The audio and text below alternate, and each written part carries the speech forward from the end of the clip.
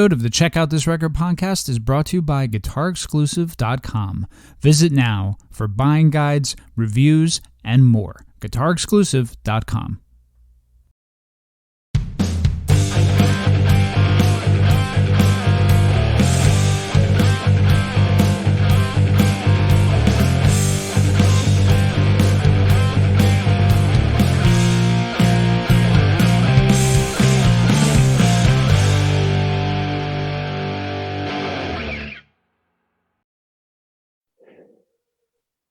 Hello there, ladies and gentlemen, and welcome to the Rock and Roll podcast. Check out this record. My name is Frank, and with me is my good buddy, Mark. Heyo, Franco, and hello, listener. You can find us on Spotify, Apple Podcasts, Amazon Music Podcasts, and you can see these mugs on YouTube. But when does this wonderfully charming little podcast get released? So you can hear it sizzle as it comes off the presses? Great question. Thanks for asking, Frank. Fortunately for you, a new episode drips and drops right to your ear holes every Friday morning for your listening. And as Frank mentioned, viewing pleasure. Absolutely. So if you're hearing us for the first time, then you're probably not annoyed with us in one of our past reviews. So welcome, everybody. Welcome. Give us time. Yes. We review records track by track. We have a lot of musical discussions. We do spotlight series, which might even include some mysteries that have happened. We've only scratched the surface, Mark, and we're just getting warm. I'm always warm, Frank. But be sure to check us out. Our verse series, where we'll pit two bands or two albums or two songs against each other. And then Frank and I will duke it out over the winner to see who gets complete and total stereo domination. Excellent. Thank you. I went for depth. Yeah. Oh, and I felt it. Oh, good. Yeah. Be sure to check us out on Instagram and our Facebook group. Hopefully these episodes will leave you wanting more of our musical goodness. And that guy is random nonsense right there.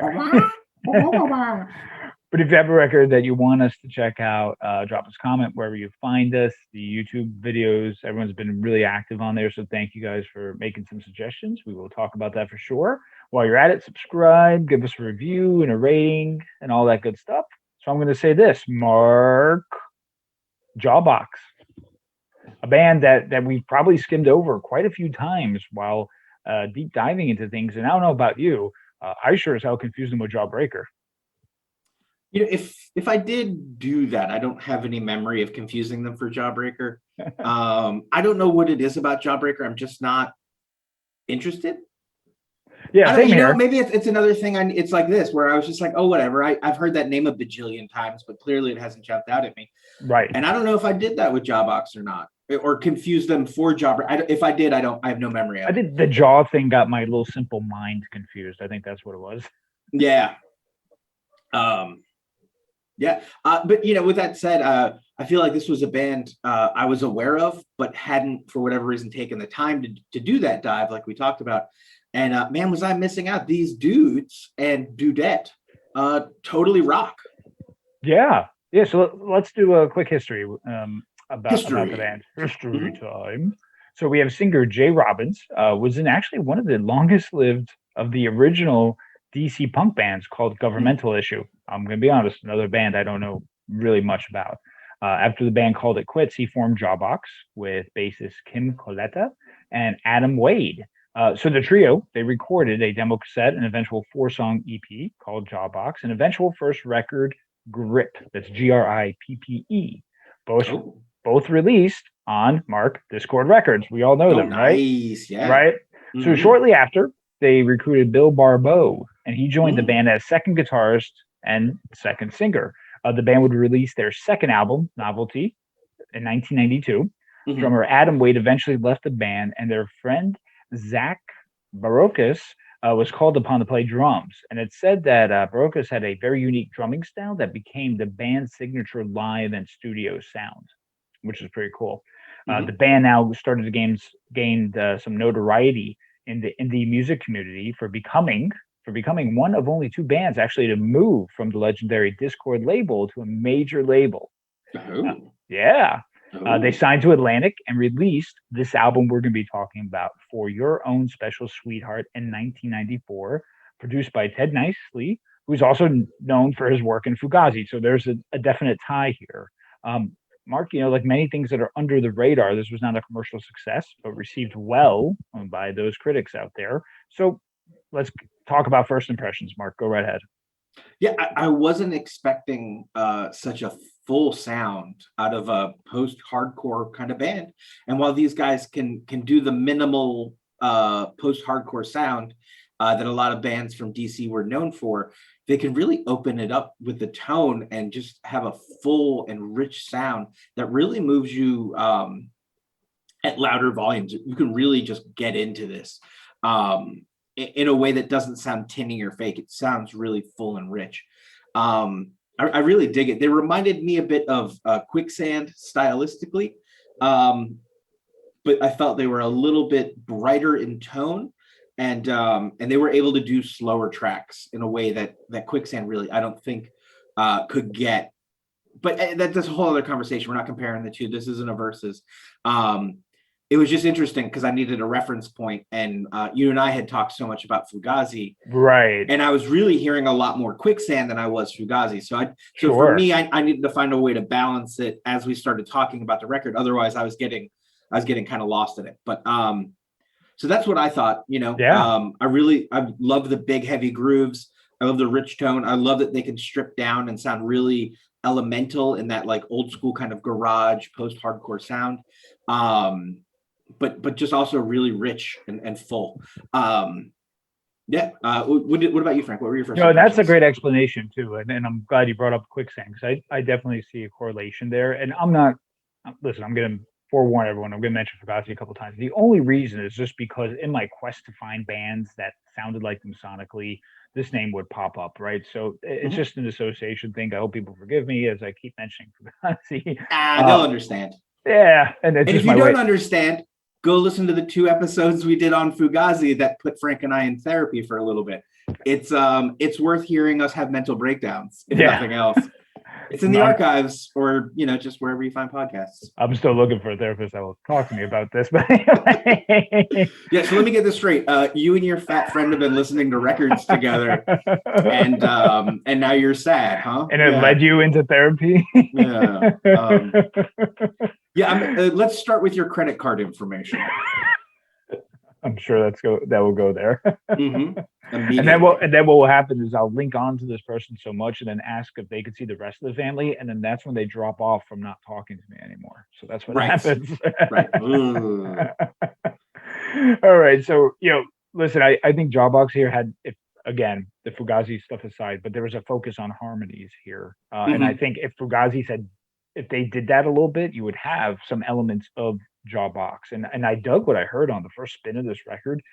It's a very mature sound, which I've always liked, and even though there are 90s elements incorporated in here, the overall sound to me, it sounded very good. The musicality of this record is insanely tight, with a high focus on non-traditional timing structures, which I like. So I was amped to see what I would pick up with each subsequent listen.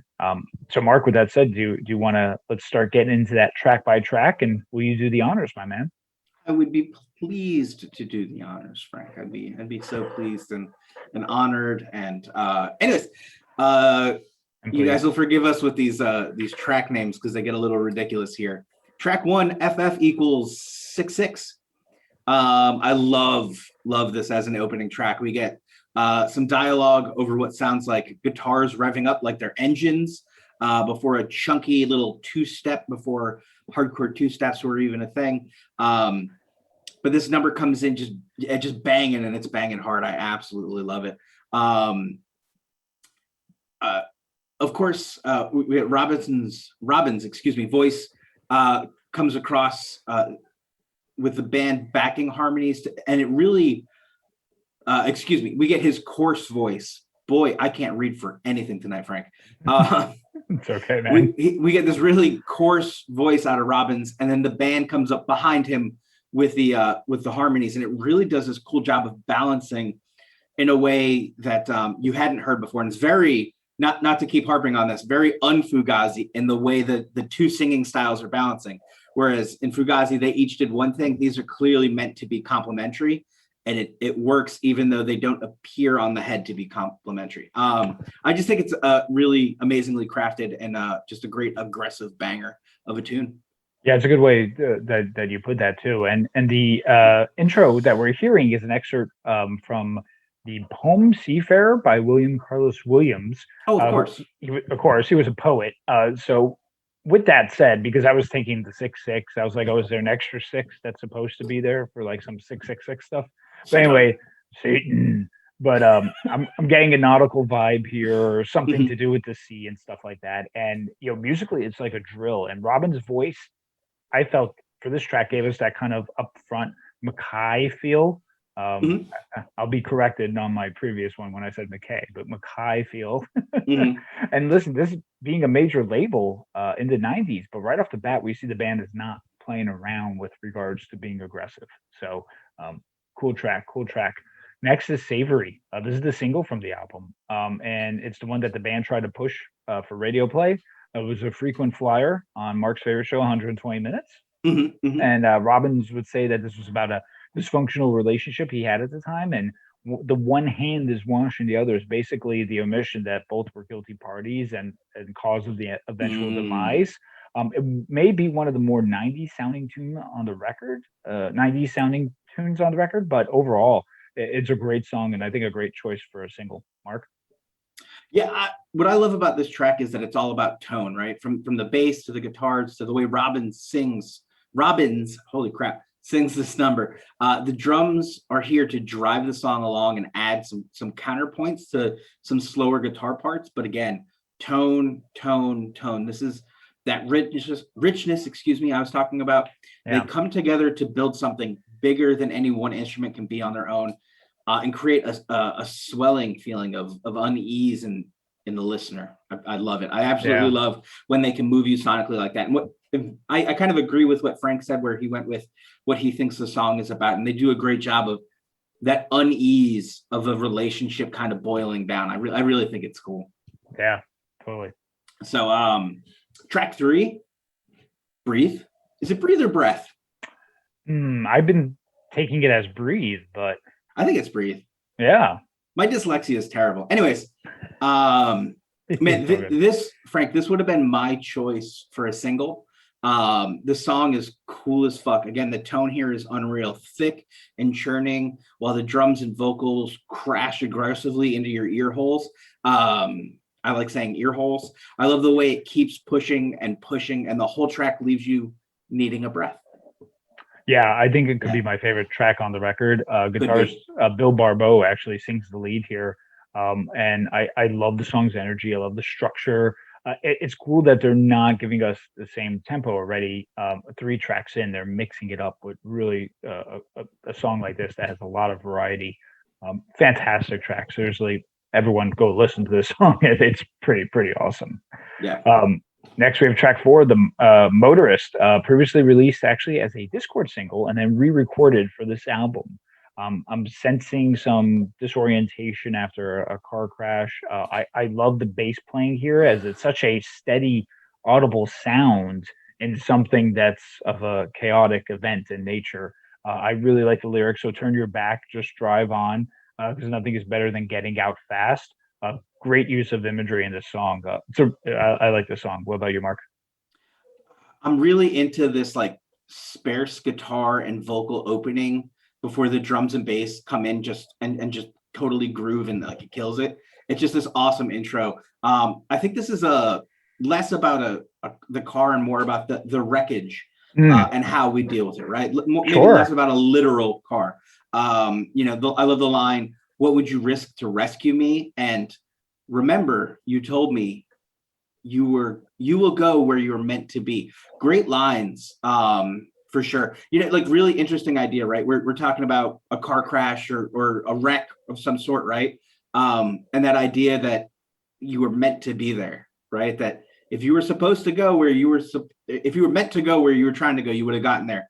But here we are. It's really interesting, right? Because are we talking about a car crash, Frank? Or are we talking about like wreckage? Right. Are we talking about what we do to ourselves? Yeah, it could be applicable in so many different facets. Absolutely. Yeah, a really cool track. It definitely if you can't tell by now, Frank and I want you to listen to this fucking record. Feel free to pause it, go check out the record, come back because we really dug this record. Track 5 for those of you still playing along, LS/MFT. I'll let Frank tell you what that means. I really dig this intro. Every song, I feel like I'm saying that we get these 3 hard whacks on a snare drum, and the guitar comes in with this palm muting hard, the drums pounding out the 16th note. You get the 2 singers kind of building the swirl almost of confusion around the lyrics by taking different parts at the same time. I fucking really like this song, man. Then we get this like swaying mid-tempo groove, the palm muted and the 16th notes return, and you just like this swirl. This is just such a cool sound. And they're really being a little bit more artistic. Last week we talked about how what's cool about Everything Sucks is that they kind of didn't do the artsy stuff every once in a while. Right. Yeah. This song is that, like Frank talked about, these kind of off tempos, these off rhythms, and making it work, the overlapping singing to leave you feeling uncomfortable, even though you can't help but kind of get into the groove of it. You're moving with it, even though it's very disorienting. I absolutely love this song. Yeah. So the LSMFT, it's not MFC Destroyers. Remember that band, Mark? I do remember that band. Nobody else does. So the LS is Lucky Stripe, and the MFT is means fine tobacco. So it's an advertising slogan for the Lucky Stripe cigs back in the 60s. To me, that whole I think what's going on here is you're making the content appealing when it's not really supposed to be that way. That whole dirty tactics that was probably going on with stuff like that back in the day. But yeah, another really cool sound that disorients you, and it's a really cool song. Really cool song. And speaking of cool, the 6th track is Cooling Card.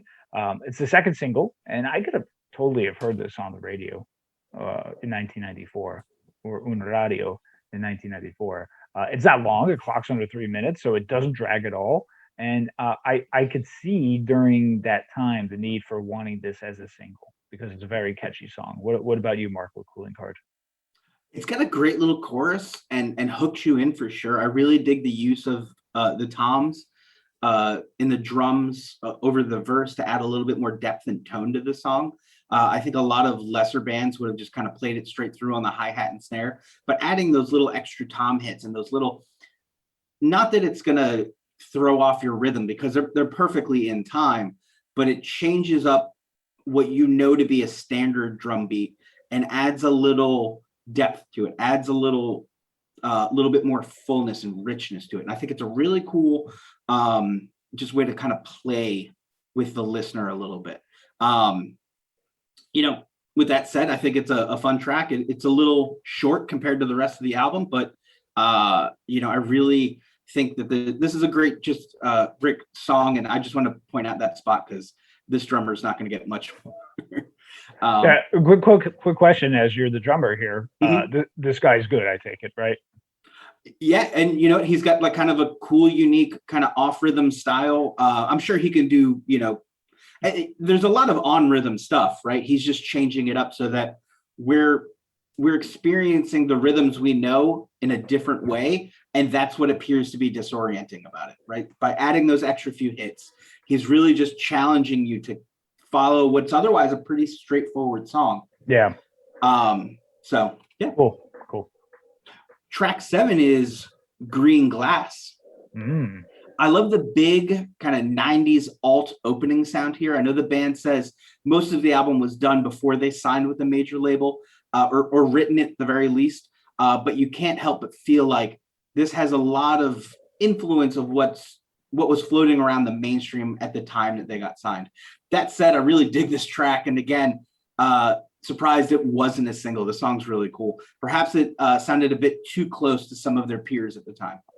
Yeah, it could be. And to me, this has that post-hardcore grunge type feel to it. I think in the middle 8, personally, if I had to give critique, which there's really not much to critique on this album, as people could tell, maybe something like a breakdown in the middle 8. But I mean, this song definitely serves its purpose, and it's pretty cool.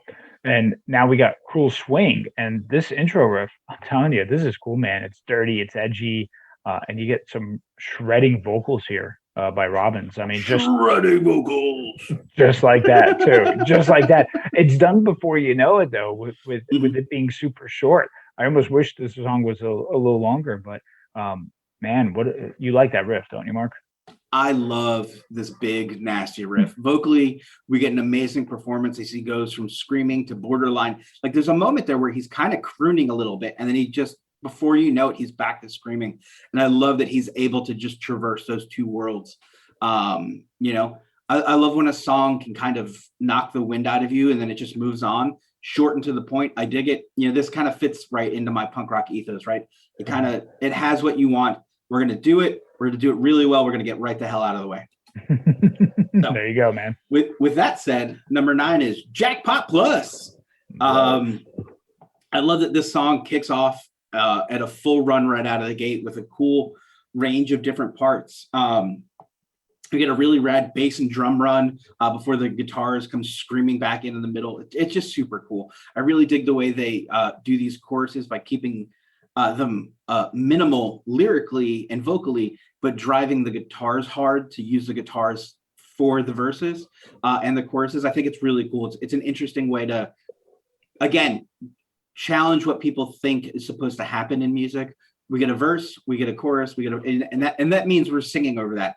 That doesn't mean that with this band. They're going to do some singing, they're going to fill it, but at the same time, they're going to let the guitars do a lot of the work for those choruses and verses, and I thought it was really cool. Yeah, absolutely. This is another favorite of mine on the album with regards to the music. I like the energy, and you get the topic here of gambling and its futility. You get the all nerve and no brain, which is really the basis here for when one decides gambling and high stakes is the way to go. So I think it's really cool. And then you get a track like Chicago Piano, has the mentioning of the promissory right off the bat, and in my head, I just kind of linked it as a continuation of Jackpot Plus with regards to Dad, and we were just talking about gambling, right? So he's more than ready to give it back, but likely due to all the trouble he's gotten in, right? That seems to be where I was getting. But what does Chicago and a piano have to do with this? Well, I'm not sure. Maybe that was something that was hawked. I don't know, Mark. What do you think on that? Yeah, perhaps. I mean, the pawn industry has been around for a very long time, and we certainly have made. I'm not going to get into a dissertation about pawn shops. I'm not sure what Chicago or Piano mean either, but I'm stoked that he doesn't say them 37 times and pretend that counts as a chorus. See, there we go. And that's what we're talking about. Go see our Foo Fighters episode. You fucking Dave Grohl. Anyways, this song really gives you that overwhelming feeling of being trapped by something, right? I think Frank's right. I think it's money or debt or something of that nature. But who knows? He's being a little artsy here with his lyrics. I like breaking these songs down and knowing what they're trying to say. But Jawbox has been tricky as their lyrics aren't nearly as on the nose as many of the other bands that we listen to for this show are. Anyways, not one of my favorites on the album, but by no means a bad track by any stretch. I think it's a cool track. I agree with you. I think it may be linked to the previous track and just kind of a continuation, but stylistically, it's its own song. It's definitely really cool. Track 11 is called Real. Real. R-E-E-L, like real big fish. There you go. Lyrically, this might be some of my favorite work on the album, even though I just talked all that shit about his lyrics.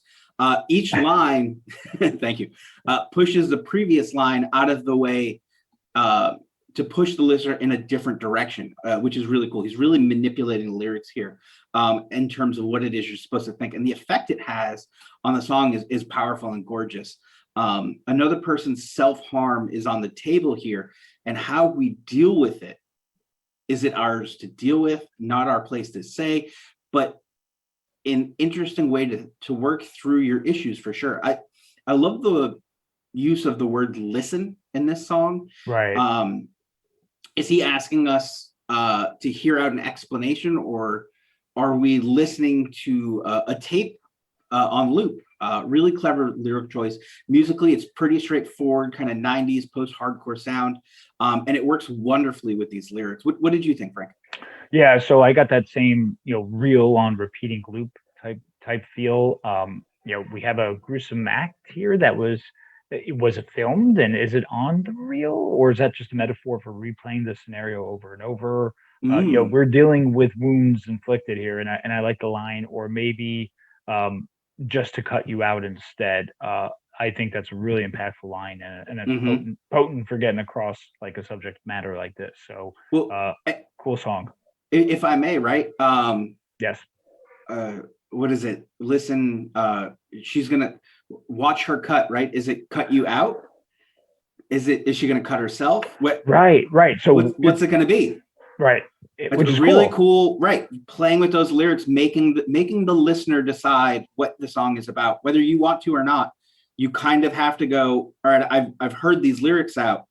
The fuck is going on? And like it's a really interesting experience to try to work through that. Sorry. And like as you said, which I think is spot on, they made it so minimal, right? That it just works. It just works. Yeah. Track 12 is U-trau. I'm so happy you got to say that one. I get the spinning wheels and wasting time theme here with this track. Perhaps the character wanted something more meaningful and impactful. Don't we all? Could it be like a factory work, hence the cardboard dust that's talked about? The obtainable goal realization while in this funnel is downright frustrating and depressing. And this song showcases that. So that's my thoughts on this song. What about you, Mark? I know that this album is from 1994 and this song, but it feels really modern in that cardboard dust line, and the second-rate product in demand makes it sound like somebody who's trapped, let's say, in isolation, Frank, with only their Amazon account to keep them company, and they're just opening boxes, and that's where all that cardboard dust came from. I think your house is haunted, dude. I don't know how to tell you this. Anyways, but I love this kind of big brooding sound that we get here with the bass and drums. Really tight work out of the rhythm section on this one. There is a deception in the vocal delivery here that I think makes it work. I really like the way he delivers the lines to this song. It's kind of snarky, kind of sassy, but at the same time, you feel like he's really trying to connect with you, even though you kind of feel like he's lying to you at the same time. I don't know, maybe that's just the way I got it. But I just think it's a cool ass song, man. Totally. We're at the end, Frank. Last track. This is the end. This is okay. I'm not doing that. Whitney Walks, track 13, Lucky 13. This song opens with some single notes being tapped out on a cymbal, and suddenly the band takes you right out of their kind of post-hardcore sound and start digging the sonic hole in your willingly trip into it with these big open bass drum notes and the guitar parts that just feel less like digging and more like sinking into quicksand. It's really kind of crazy. I'm having a hard time coming up with like how to describe this song so that it makes sense. Because I really got this very like overwhelmed and trapped feeling, like the band was burying me. They opened up this groove and I was just kind of falling into it. It was really interesting, but they do a great job of making it feel overwhelming and kind of scary at the time. They do come back with a little bit more of that kind of post-hardcore heaviness that you kind of expected that we got a little earlier in the album, but it stays in this kind of very dark, very bleak place. I wrote like a bunch of stuff that doesn't make sense to me now, so I'm just trying to make it work. But sonically, I like that they kind of changed with this being the last track, right? They really kind of took it down a notch, right? It's not quite so heavy, it's not quite so fast. You kind of feel the weight that this album kind of represented, and the 12 tracks leading to this. You kind of feel that weighing on the members of the band, and kind of using this track to lower themselves to the ground as it kind of crashes to an end. Yeah, in a very cool way, right? I hope I'm expressing that. Like, I know it sounds like I just talked a bunch of shit about this song, but I thought it was really cool.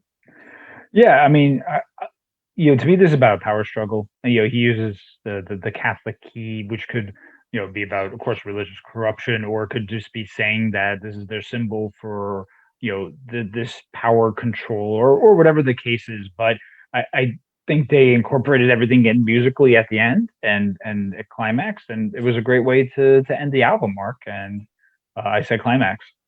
You did, and it made me giggle. I know, that's why I pointed that out. Oh man, so that was 13 tracks, Mark. Jawbox, their third album. Tell us your final thoughts here. I have to tell you, I really dig this album. In case you hadn't picked that up yet, it's inspired me to check out the rest of their catalog, which I can't recommend enough. Check it out. As far as this record goes, it has amazing tone and depth. Put on those headphones, turn this bad boy way the fuck up, because it's a cool record and it's worth really sitting there and taking in.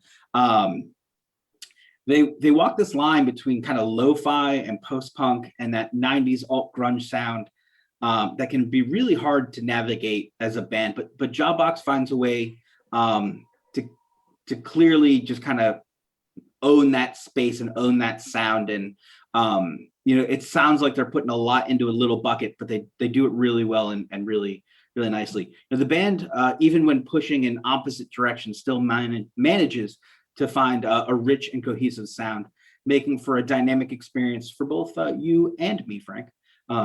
Please check out this record. It's a hard 8.5 out of 10 for me. It's hard to say what I'd add to this, but for what not normally a style I really get into, I'm really craving these dudes and listening to it a lot more. Normally when Frank and I finish kind of writing these and getting ready to do these, I start listening to whatever is next. I've consistently been listening to this even afterwards. It's just been really cool. So I can't recommend the Jawbox enough. Cool, man. Cool. Yeah. And, again, forgive me. And I'm not, again, trying to constantly compare them to Fugazi, but to me, this is the version that won't send you into therapy. And by you, I mean me. So that's right. That's why I mean here. And again, no negative context at all, but there's beauty here in the elements that borrows from traditional hardcore and alternative music. And at the time, they really had some great harmonies, which I really enjoyed. Chunky riffs, great percussion, steady bass line, really creates these impressive soundscapes. You have some simple post-hardcore anthems like FF equals 66, Savory, Cooling Card, among a host of others which work. We have that whole selling out halo attached to them, and from my research, that's due to their major label jump. Listen, whatever, doesn't dismiss that this is a really, really good album, and I really like their two previous releases as well. Like Mark, I am been listening to them nonstop. Breathe, Jackpot Plus, two of my favorites on here. I give the record a solid 8 out of 10. So definitely check it out. So this was released in '94, Mark, and that was a big year. I know for both of us too. Yep. So for our top 10, why don't we say what our top 10 songs were of the year 1994? Oh, I like that idea. That sounds fun. Who would you like to start, Mark? Well, I went first last time. Why don't you go first this time? Sure. And I'm taking the approach here just so everyone knows of like me being 14 years old at the time and what were my faves then. And just if you guys are keeping track, Bon Jovi's piece of shit song Always is definitely not on here. So I just wanted everybody to know that, please. So the first one I have, no particular order, is Hurt by 9 Inch Nails, Downward Spiral. That was a constant play on my Walkman. It really was. It's a great song. And of course, years later, that Cash cover is the jam. But Hurt, 9 Inch Nails, that was my first. What about you, Mark? Very cool. I was more of a Pretty Hate Machine guy with 9 Inch Nails, but I dig that. Similarly, though, my number 10 track, whatever kind of order this is in, is the Cranberries singing Zombie, a zombie, a zombie. Anyways, I haven't been shy about my love for this band or the song. It's a total earworm. It's going to just be stuck in your head now. I'm sorry. It's sad and bleak and catchy as fuck at the same time. I love it. Nice. Thank you. Number 2 for me is Wild Night by John Mellencamp and Michelle DiGiocello. Now, listen, I butchered her name, but listen, I didn't know at the time when I was 14 that this was a Van Morrison tune. All I knew is I liked the song, and I liked the video. I had a cassette single, and I was blaring this out, and I still like it. So yeah, Wild Night. Nice, very nice. Up next for me, Liar from the Rollin' Bands. I heard this way before I heard Black Flag. Whether that's a good thing or not is a question for another time. But I hadn't seen anybody approach music like this the way that Henry does, and it was probably the best way to be introduced to Henry. Or at least that's what I'd like to think. I'd like to think he'd want me to know this before I got into the Black Flag stuff, because he was so pissed off and angry back then. He wasn't really articulating what he wanted as well. Or who knows? Maybe I'm wrong about that. I don't know. Anyways, Liar from the Rollins Band. Yeah. Awesome. Thank you. Number 3 for me, song I referenced in the previous episode, Supersonic Oasis. Head over to there, check out the playlist I made for Mark in that episode, and we'll see if he likes it or not. This was their first song. I think it's great. It was before Wonderwall and all that stuff. So Supersonic Oasis, that was for me. What about for you, Mark? Nice. For me, it's going to be 21st Century Digital Boys from Bad Religion. I don't know how to read, but I got a lot of toys. That's right. That's me. Except I didn't have that many toys or know how to read. It's off Strangely Affection, which is a landmark album for Bad Religion. And I didn't just want to pick, a popular song, but a song that really spoke to me when I heard it the first time. And more than that, a song that just captures the band so completely. It's just a really all-encompassing for what the band does, not just the band's sound, but the ideas, and kind of taught me to look deeper into the things we're being told and shown, and what the media was handing us. It's just one of those really interesting moments for me musically where I learned to look deeper. Could be possibly their most popular song, wouldn't you say? Quite possibly. Quite possibly. So good. Yeah, it's definitely up there. I mean, but they got like 75 albums because they've been a band for 400 years. I know. So good though. So good. Next for me is Better Man, believe it or not, by Pearl Jam. And yes, I will gladly rip Pearl Jam any day of the week. And I have on, a couple the past episodes, but I do and did like Vitology back in '94, and Better Man was just all over the airwaves. You couldn't escape it. But yeah, Better Man. I will see your Better Man and raise you REM's What's Your Frequency, Kenneth. There you go. I really liked Monster when I was younger, and hearing the song, I can see my bunk bed from when I was in high school, and the posters taped to the bottom of the top bunk. I had the bottom bunk, if that's not obvious. I'd lay in bed with this on my CD player and just listen to it over and over and over. REM was one of those amazing bands that I didn't understand why more people didn't like them or why they didn't have more hits. And that's when I began to understand, hey, there's better thing than what's on the radio. Absolutely. So, great track. Great track. And great album too, by the way. Thank you. I won't be saying the same thing about that Pearl Jam pick, but I know. Sorry. Next is You'll Know How It Feels by Tom Petty. Man, I need to get Wildflowers on vinyl and just blast that thing throughout the whole house. I mean, in '94, so much heavy bass music was going on, but here's Petty just releasing these really great tracks. That's what he does, and release these awesome songs, and it penetrated the airwaves in the midst of all this grunge and alternative music. And I love that album, and this song is awesome. Yeah, excellent choice. For me, we're halfway, man. Number 5. I Stay Away from Alice in Chains. Love the video, by the way. Yeah, I was a total sucker for this track. It starts with that acoustic intro and just builds wonderfully with the strings complementing the mellower kind of tones of the song. It's what? I think Alice in Chains might be like the most depressing of the grunge era, and I think that's why they're my favorite of that genre. Maybe they're my favorite. I don't know. We'll do like a top grunge list sooner than later, because I know you're like itching to get there. But yeah, maybe we'll do some Alice in Chains. But yeah, we'll think about it. Okay. I don't know who I'm teasing there. Just me. I'm like, oh, really? Yeah. And our moms, since they're the only listeners. But yes. I don't think my mom listens, but. All right, the next one for me is Interstate Love Song by Stone Temple Pilots. I'd mentioned them in previous episodes. Purple is such a damn good album. It expanded their sound sonically And this was just, again, constant on my Walkman, in my Walkman, whatever you want to call it, in 94, listening to this all the time. Interstate Love Song. Nice. I'm going to go with Buddy Holly from Weezer. Has to be the greatest song in the world when you're 12. And to Weezer's credit, that's exactly how old I was when the song came out. It totally ruled. It still rules. We did basically a whole episode. Blue Album versus Pinkerton. Yep. Yeah, and I mean, it's just a great song, a great record. I mean, the video is amazing. Weezer rules. Yeah, old Weezer rules. Weezer rules. Yeah. Next, Evan, we've talked, off check out this record about this, but Possum Kingdom by the Toadies.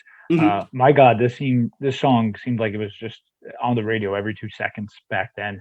And we've talked about how people love, like, big cult following of this band, and maybe we need to explore them more. But this song was always on back in the day, and I would always listen. Yeah, there you go. For me, I'm going to go with Nirvana's Lake of Fire. It's just one of the many highlights off the Unplugged album.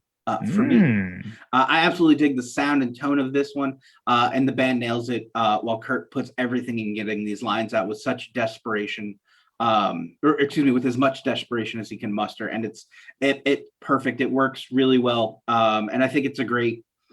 If you have to pick one song from that record to represent it, I think this really does the job of encompassing what the live Unplugged album was about. Cool, man. Great choice. Next for me is, Green Day was exploding in 94, but Longview, it could definitely, you could toss it up between that and Basket Case. But this was the one that really blew my mind, the video and all. Longview, it's a fantastic track, still is, aged pretty well. Longview by Green Day. Nice.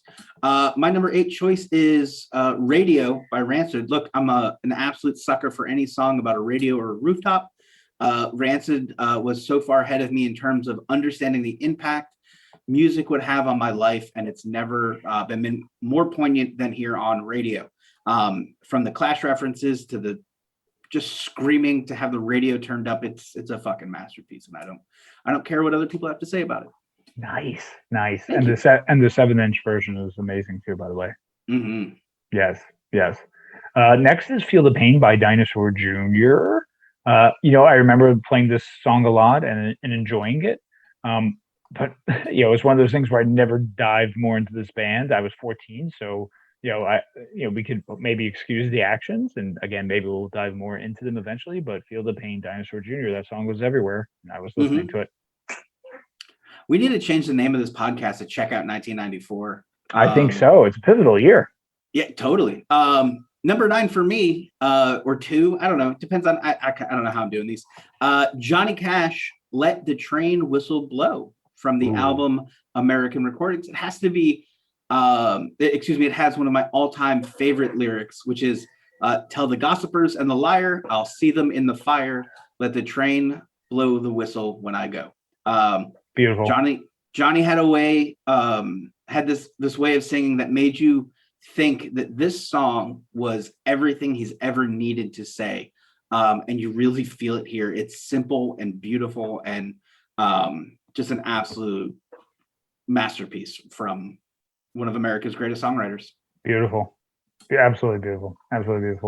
My last one is Self-Esteem, The Offspring. You had this and come out and play. Head over to our 2 episodes on Green Day vs. Offspring to hear our thoughts on all this. But Self-Esteem, Offspring, man, what can I tell you? 94, it was the jam. Yeah, another jam from 1994. You're like, how have they not talked about the Beastie Boys yet?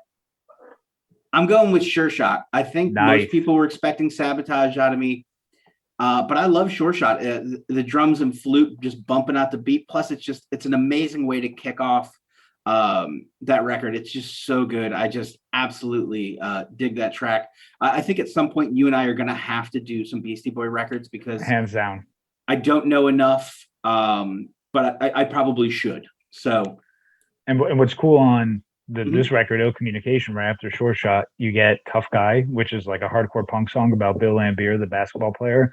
And it's so cool how they just then threw in like a hardcore punk song, and I always and never apologized for it. Never had to explain themselves. They just did it, and it worked. No, totally, yeah. We'll definitely get into them for sure. Cool, man. Well, those are some great tracks, Mark.